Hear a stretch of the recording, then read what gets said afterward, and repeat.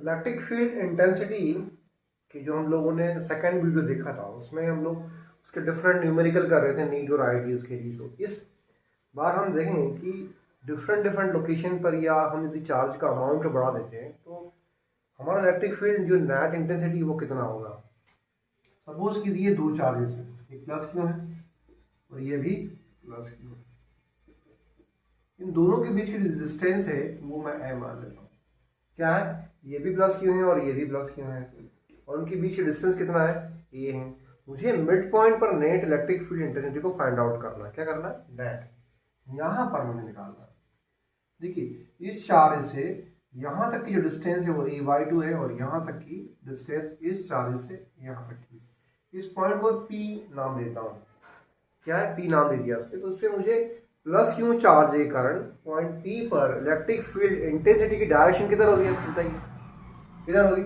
ये पॉइंट मैं यहाँ लेता हूँ, इसके कारण डायरेक्शन क्या होगी, इधर होगी। ठीक है, इस चार्ज के कारण आपको पता है ना कि प्लस क्यू चार्ज के कारण क्या होती है, इलेक्ट्रिक फील्ड इंटेंसिटी आउटवर्ड होती है, बाहर की होती है, या कहेंगे जिस पॉइंट पर आप निकाल रहे हो ना उससे दूर होती है। राइट, अब हमें इस प्लस क्यू चार्ज पर पॉइंट पी पर इलेक्ट्रिक फील्ड इंटेंसिटी की डायरेक्शन निकालना है। तो वो क्या होगी, उससे दूर होगी इस पॉइंट से। तो यहाँ पर इस चार्ज के कारण इधर होगी। अब देखिए इस चार्ज के कारण इधर है और इस चार्ज के कारण, मतलब दोनों अपोजिट डायरेक्शंस में। अब हमें वो क्वांटिटी देखना है, नेट निकालना है। तो डायरेक्शन अलग अलग है, माइनस करना पड़ेगा, एक में दूसरे को घटाना पड़ेगा, लेकिन दोनों की वैल्यू पता होना चाहिए ना कितनी है। देखिए प्लस क्यू चार्ज के कारण पी पर, इसके कारण पी पर क्या है, इलेक्ट्रिक फील्ड इंटेंसिटी कितना है, 1/4πε0 q upon are square E/2 का होल स्क्वायर। इसके कारण कितना है, पी पर 1/4πε0 क्यू अपॉन A/2 का होल स्क्वायर। मतलब दोनों के कारण इलेक्ट्रिक फील्ड इंटेंसिटी कितना है, सेम है, कोई चेंज नहीं है। और क्या है, अपोजिट डायरेक्शन में होगा। तो क्या होगा, इसमें से इसको माइनस करेंगे, मतलब नेट निकालेंगे तो क्या आएगी, जीरो आएगी। क्या आएगी, जीरो आएगी हमारी, क्योंकि दोनों की वैल्यू क्या है, सेम है। ऐसी केस में क्या होगा, इलेक्ट्रिक फील्ड इंटेंसिटी जीरो हो जाएगी। अब देखिए इलेक्ट्रिक फील्ड जो है आपका डिपेंड किस पे कर रहा है, चार्ज की वैल्यू पर डिपेंड कर रहा है और डिस्टेंस पर डिपेंड कर रहा है, साथ साथ आपके मीडियम पर भी डिपेंड करेगा। राइट, वो यहाँ पर मीडियम जो हमने रखा है वो फिक्स्ड है। अगर मैं चार्ज में वेरी करता हूँ, क्या करता हूँ, चार्ज की वैल्यू को बढ़ा देता हूँ। सपोज कीजिए मैंने चार्ज की वैल्यू बढ़ा, ठीक है मैं इसको रफ कर रहा हूँ। देखिए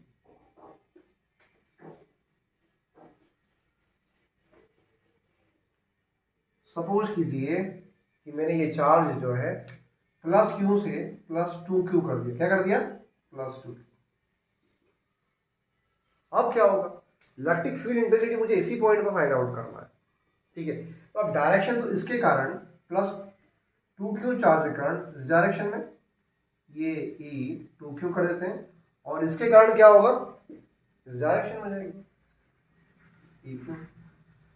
अब देखिए अपोजिट डायरेक्शन में किसकी वैल्यू ज्यादा होगी इलेक्ट्रिक फील्ड, क्योंकि डिस्टेंस क्या है, डिस्टेंस यहाँ पर सेम है लेकिन अमाउंट चार्ज का बड़ा है। और हमें अकॉर्डिंग टू क्या है, फार्मूला है जो इलेक्ट्रिक फील्ड का, वो क्या होता है 1/4πε0 क्यू अपॉन आर स्क्वायर।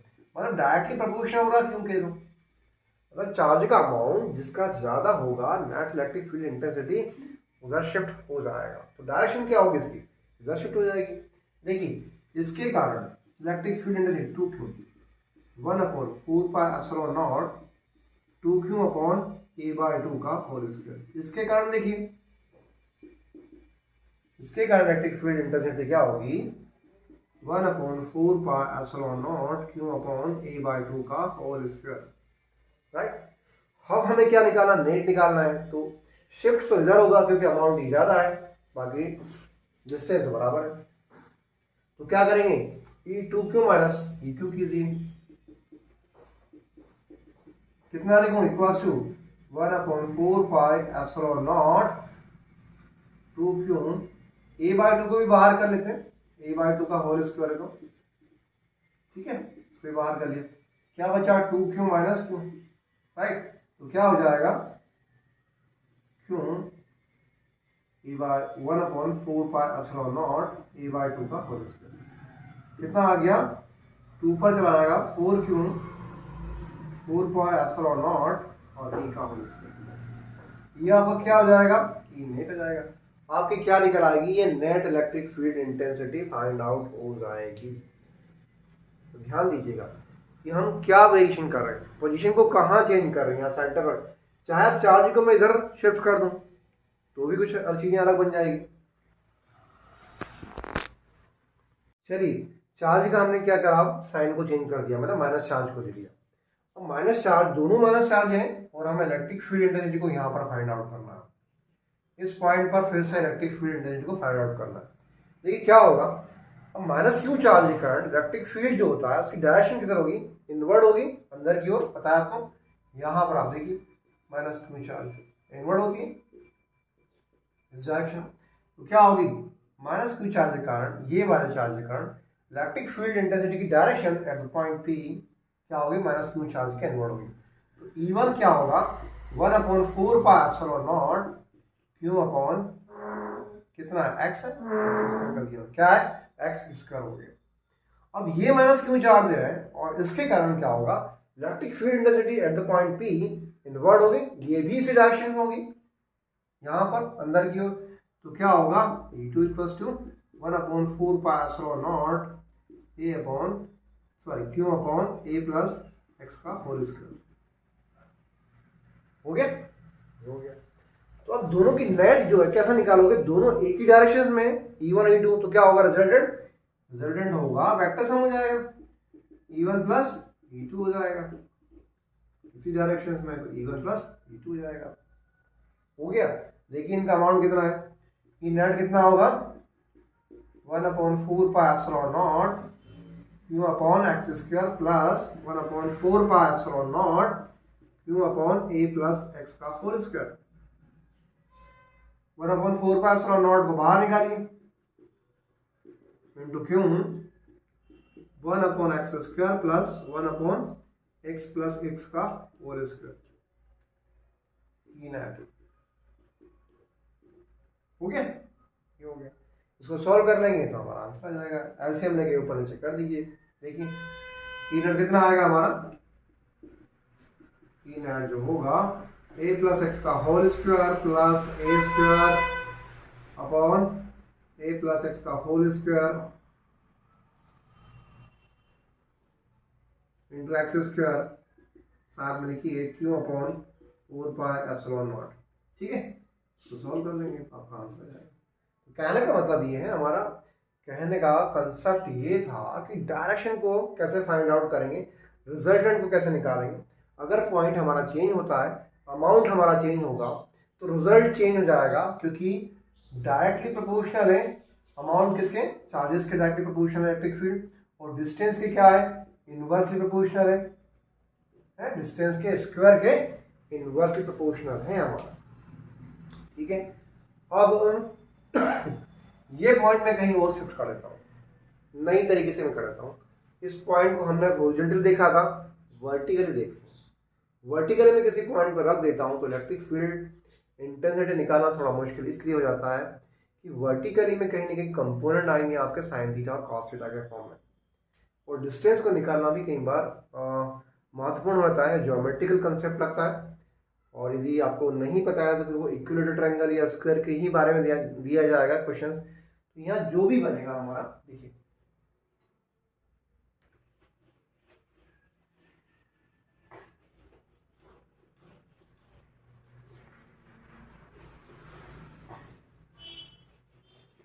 चलिए एक और हम एग्जांपल देखते हैं कि जब हमने चार्ज को क्या हॉरिजॉन्टल रखा है और हमें इलेक्ट्रिक फील्ड इंटेंसिटी की उसी डायरेक्शन में चाहिए हॉरिजॉन्टल।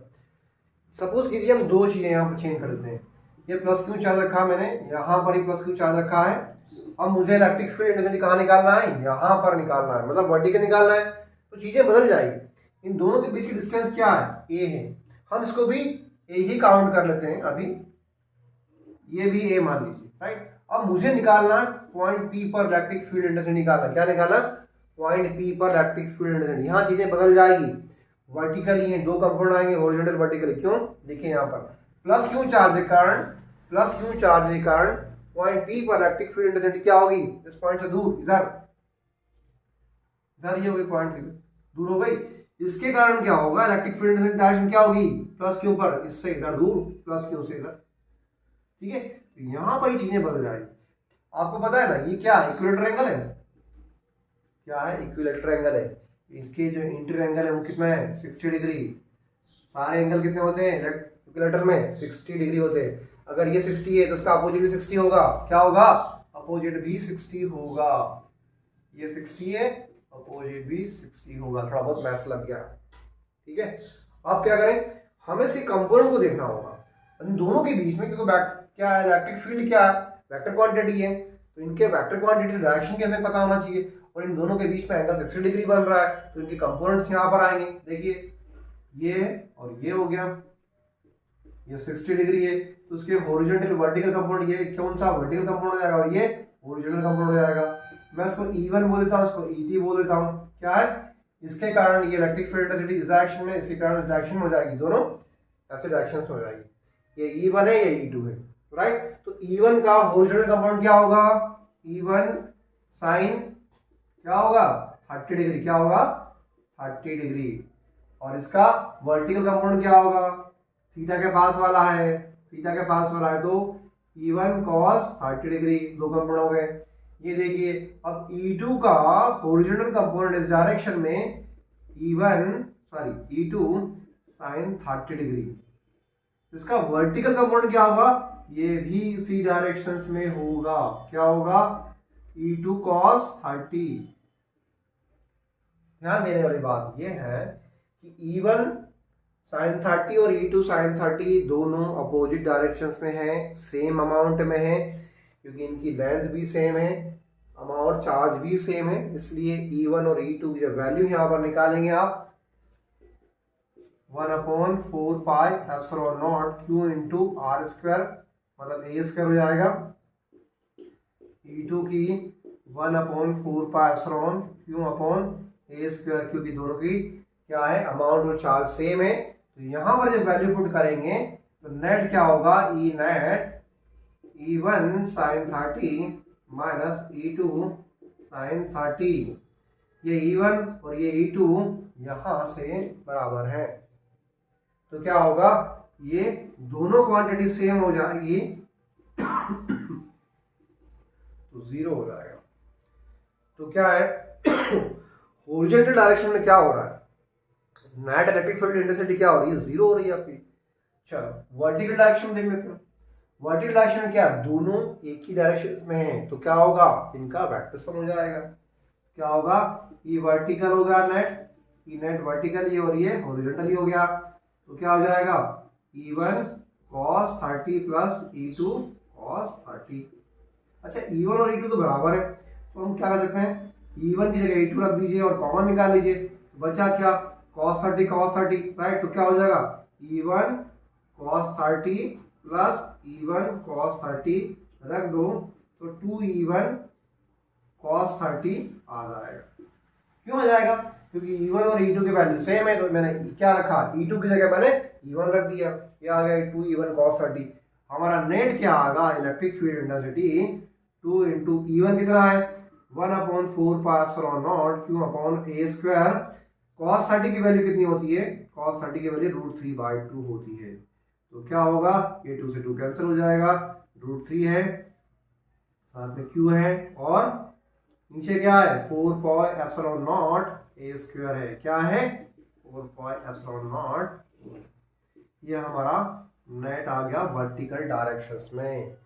तो चीज़ों को ध्यान ये रखना है कि हम लोग चार्ज को कहाँ पर रख रहे हैं, कैसे रख रहे हैं, हमें कहाँ पर और किस डायरेक्शंस में निकाला, हॉरिजॉन्टल निकाला कि वर्टिकल निकाला, वर्टिकली फाइंड आउट करना। कंसेप्ट को ध्यान रखिएगा, क्वेश्चन नहीं गलत होगा।